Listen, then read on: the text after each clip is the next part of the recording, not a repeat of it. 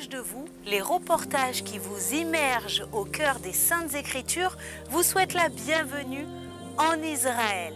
C'est un plaisir de vous retrouver sous le doux soleil d'hiver de la Terre Sainte.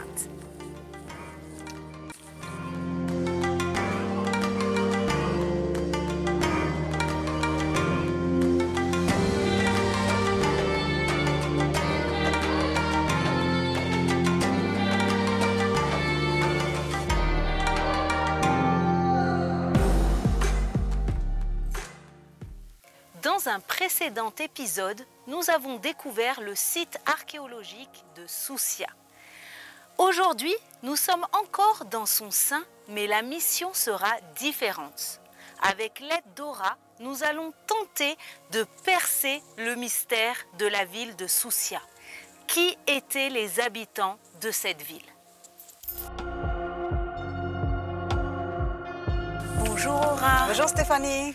D'être avec toi. Ouais, moi aussi, je suis très contente. Tu es guide, Ora. Tu as également une maîtrise sur l'histoire d'Israël et en archéologie. Donc il y a une chose est sûre aujourd'hui, c'est qu'avec toi, on est en très bonne main. J'espère. Merci de nous accueillir dans ce superbe site. Avec plaisir. De Soucia. Voilà, en fait, je suis même très heureuse de vous accueillir ici parce que nous, on n'habite pas très loin d'ici, on habite à 10 minutes. Et en fait, c'est mon site préféré ici. Voilà, it's my baby. Alors donc, je suis très heureuse de vous parler de différentes choses. Et entre autres, je voudrais vous parler d'un phénomène qu'on a en Israël au niveau archéologique et historique. C'est surtout cette synagogue que l'on voit là. C'est une synagogue très particulière qui comporte beaucoup d'énigmes en elle-même et aussi parce qu'elle représente dans le site. Et on va essayer de mener une enquête ensemble pour essayer de comprendre pourquoi est-ce qu'en plein milieu des collines de Judée, dans ce qui semble désertique, on est à l'orée du désert, on se retrouve avec une ville si développée et avec une synagogue. Comme vous pouvez voir, cette synagogue est en hauteur parce que dans les sources juives, on doit avoir les synagogues au plus haut point de la ville. Parce qu'on dit que c'est un petit temple. Okay. Et effectivement, il y a beaucoup de synagogues en Israël, mais c'est une des plus belles synagogues. Donc je vous invite à venir à la découvrir et de découvrir toutes les énigmes qu'il y a à l'intérieur. Alors c'est parti.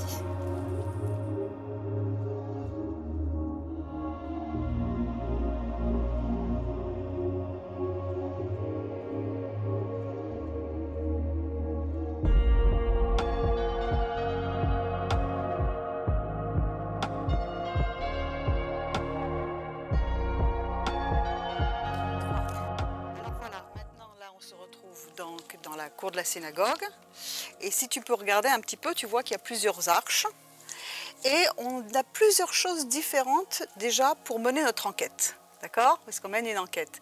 Qu'est-ce qu'on voit déjà? On voit que la synagogue, elle est pas mal fortifiée. Si tu regardes par là-bas, on va voir donc cette énorme pierre ronde qui roulait et qui servait à fermer l'entrée. Ok, on peut se dire, on ferme l'entrée. Mais il y a autre chose dans cette même cour qui se trouve ici. Ce sont des escaliers qui descendent par un passage secret pour s'enfuir et sortir incognito de la synagogue pour sortir de l'autre côté. Ensuite, on a donc autre chose ici dans cette même cour. On a par exemple des inscriptions, des mosaïques absolument phénoménale, notamment une mosaïque qui nous décrit un petit peu l'histoire de celui qui a financé le plâtrage et l'habillage de la synagogue en l'honneur du festin de son fils, un Cohen. Donc c'est-à-dire qu'ici on se retrouve dans une ville où il y avait donc des Kohanim, puisqu'il y a des mikvés, il y a une synagogue. Mais ce qui est intéressant dans ces mosaïques, il ne faut pas oublier qu'on se retrouve à la période aussi byzantine, tout était en grec normalement. D'accord? Donc pour qu'on se serve de l'écriture sacrée, qui est l'hébreu, et qui était donc réservé à la lecture de la Torah, etc., on voit que manifestement, les gens mettaient un point d'honneur à parler hébreu. Okay.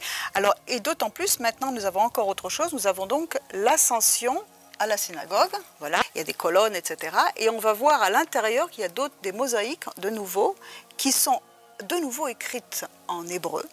Et donc, je t'invite à me suivre là-haut. On aura une meilleure vue.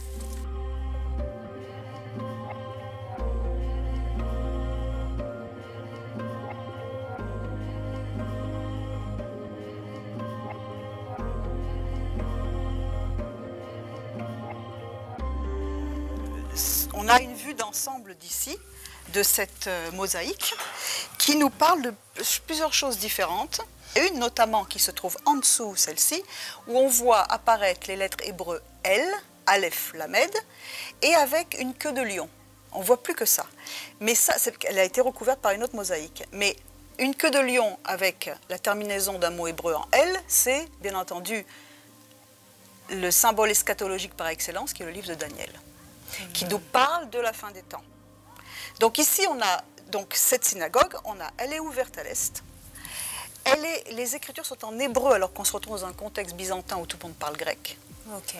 On a le livre de Daniel, entre autres, et on a une mosaïque qui nous parle, qui nous donne une date qui est unique dans toute, peut-être dans le monde entier, au niveau écriture juive, c'est qu'on voit qu'il est écrit qu'il compte quelque chose à partir des 4000 et quelques années au départ de la création. La seconde année de l'année de relâche. Et on se retrouve dans ce site où manifestement on a une communauté juive qui a mis l'accent sur la purification avec le nombre de mikveh qu'on a découvert. Mikveh, c'est les bains purificateurs. Donc tous ces signes-là, et mystère et boule de gomme, Soussia n'apparaît pas dans les sources ni juives ni chrétiennes. Chrétienne avec l'onomasticon de Eusèbe, qui était donc de Césarée, qui était le conseiller de Constantin, qui n'a pas écrit dans son onomasticon alors qu'il a répertorié tous les sites bibliques qu'il y a en terre d'Israël. Alors certains disent que parce que le pic de la ville, c'était plus tard que Eusèbe, donc il ne l'aurait pas répertorié. Ok, mais il n'apparaît pas dans les sources juives, ce qu'on appelle Chazal, c'est-à-dire les sages. Et normalement, une ville de Cohen, il y avait des Cohen ici, aux alentours il y a Maon, il y a Zif, il y a Eshtamoa, où il y a des synagogues, tout ça c'est des villes de Kohanim, de prêtres. C'est une grande ville, je veux dire, géante. On ne peut pas la négliger, on ne peut pas la négliger. Ou ne pas la voir, j'ai envie de dire. Donc pourquoi? Qu'est-ce qui se passe ici? Pourquoi est-ce que jusqu'à aujourd'hui on ne parle de cette ville de la façon, personne n'a véritablement mené une enquête. Pourquoi? Parce que le dernier point le plus intéressant, à mon avis, et à ton avis, j'en suis certaine, c'est ce qu'on va aller voir maintenant. Détective Aura, on te suit. Allez. On est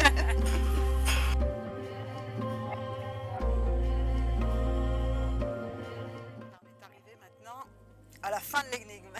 On va essayer d'élucider. On a de nouveau une mosaïque. Et cette mosaïque, elle est un peu tronquée, mais elle va nous donner vraiment une explication partielle de certains secrets qu'il y a ici.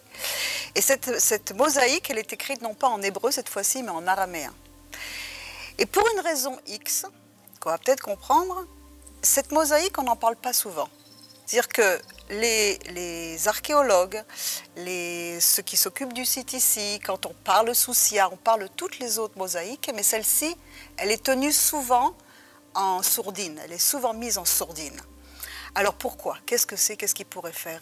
Qu'est-ce qu'il y a d'écrit sur cette mosaïque? On t'écoute. On va la lire ensemble. Qu'est-ce qu'on voit? En araméen, il est écrit, traduit en hébreu. Rappelez-vous en bien du consolateur. Point d'interrogation, ils ont mis? Ils ne savent pas ce que ça veut dire, c'est eux qui l'ont mis. Et ils disent, quel est le nom qui vient juste après? Yeshua. Yeshua, le témoin ou le sahada en araméen, est le conforteur, le consolateur. Le consolateur. On a deux fois le mot consolateur. On a le nom hébreu de Jésus, Yeshua, qui est écrit en noir sur blanc, et qui se termine en disant chez qui quoi? On ne sait pas qu'est-ce qu'il y a. Qui est-ce que... Donc ici, quand vous reprenez les sources juives, quand elles écrivent le nom de Yeshua, elles mettent Yeshu. Elles ne mettent pas la dernière lettre Aïn. D'accord? Elles ne le mettent pas. Et elles disent qu'on ne sait pas qui c'est. Donc on a mis un point d'interrogation. Mais ici, on se retrouve avec une des rares, si ce n'est pas la seule inscription où le nom de Yeshua associé au consolateur et associé au Sahada, qui veut dire le témoin, mais qui veut dire également celui qui donne sa vie, qui se sacrifie pour. Wow. Donc, qu'est-ce qu'on peut tirer comme conclusion? On a une communauté juive ici, qui, en plein milieu de l'Empire byzantin, donc c'est-à-dire au moment où le christianisme a commencé à fleurir et à couper les racines avec Israël et avec tout ce qui était juifs et Torah, etc. Une communauté juive qui s'enferme sur elle-même, qui se protège. Protège de quoi? Protège peut-être des juifs qui ne veulent pas accepter qu'il y ait des minimes, c'est-à-dire des hérétiques qui croient en Yeshua, qui se protège peut-être des Byzantins parce que justement ils sont christianisés et déjà on a commencé à couper toutes les racines, qui gardent leur identité mais qui n'empêche vont dédier une inscription pour se rappeler en bon souvenir de ce témoin. Et ça me fait vraiment penser à ce verset, à deux versets d'ailleurs, et un verset d'Apocalypse qui dit que qui est la fin des temps, il va y avoir la guerre contre ceux qui ont le témoignage de Yeshua et qui gardent ses commandements, qui gardent les mitzvot de façon relative. Et deuxièmement, ce verset dans Jean qui dit que quand je serai parti, je vous enverrai le consolateur qui est l'esprit de vérité qui vient du Père et il rendra témoignage de moi. Sahada. Donc on a ici ce site qui a été caché des sources juives, caché des sources chrétiennes, qui doit se protéger, le rejeter, un statut dont on ne sait pas très bien quoi faire, ni à droite ni à gauche, mais qui donne un témoignage ici dans une des plus belles synagogues de tout Israël, avec une ouverture à l'est, comme le temple, une ascension vers le temple de sainteté, avec de l'hébreu, la langue Kodesh, le nom de Yeshua associé au consolateur, et ils ont disparu. Mais est-ce qu'ils ont vraiment disparu? C'est le mystère de Soussia. Merci beaucoup, Aura.